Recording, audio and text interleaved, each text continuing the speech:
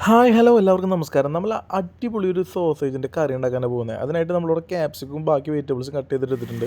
നമുക്കിനി ഒരു പാത്രം വെച്ച് ഇഞ്ചി, വെളുത്തുള്ളി, പച്ചമുളക്, കറിവേപ്പില, സവാള എല്ലാം കൂടി ചേർത്ത് വഴറ്റിയതിന് ശേഷം കുറച്ച് നമുക്ക് ഉപ്പും കൂടി ചേർത്തിട്ട് ഒന്നും കൂടി നമുക്ക് നന്നായിട്ടൊന്ന് വഴറ്റിയെടുക്കാം. ഇനി നമുക്ക് പൊടികൾ ചേർക്കാം. മഞ്ഞൾപ്പൊടി, മുളക് പൊടി, കുരുമുളക് പൊടി, ഗരം മസാല, അതുപോലെ തന്നെ മല്ലിപ്പൊടി, മുളക് പൊടിയൊക്കെ പാടെ ചേർത്ത് നന്നായിട്ടൊന്ന് വഴറ്റി നമുക്ക് ഇതേപോലെ ഗ്രേവി പരിവാക്കിയിട്ട് അതിലേക്ക് നമുക്ക് അരിഞ്ഞു വെച്ചിരിക്കുന്ന ഉരുളക്കിഴങ്ങും പിന്നെ ക്യാപ്സിക്കവും പിന്നെ നമ്മുടെ സോസേജും കൂടി ചേർന്നതായിട്ടൊന്ന് ഇളക്കിയിട്ട് നമുക്കൊന്ന് മൂടി വെച്ച് കുറച്ച് നേരം ഒന്ന് വേവിച്ചെടുക്കണം. അങ്ങനെ മൂടി വെച്ച് വേവിച്ചെടുത്ത് കഴിഞ്ഞിട്ടുണ്ടെങ്കിൽ ഇതേപോലെ കറി റെഡി ആയി വരും. ഈ മൂന്നും കൂടി ഉണ്ടല്ലോ, നമ്മുടെ ഉരുളക്കിഴങ്ങും സോസേജും അതുപോലെ തന്നെ നമ്മുടെ ക്യാപ്സിക്കം എല്ലാം കൂടി മിക്സായിട്ട് വരുന്ന നല്ല അടിപൊളി ഒരു മണമുണ്ട്. നമ്മൾ കറി ഇതേപോലെ നമ്മൾ തുറന്ന് കഴിയുമ്പോൾ കിട്ടും.